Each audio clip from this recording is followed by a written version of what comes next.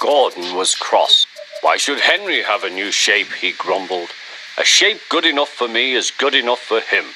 He goes gallivanting off to Crewe, leaving us to do his work, and comes back saying how happy he feels. It's disgraceful.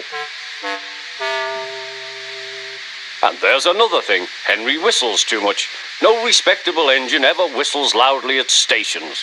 It isn't wrong, but we just don't do it. Poor Henry didn't feel happy anymore. Never mind, whispered Percy.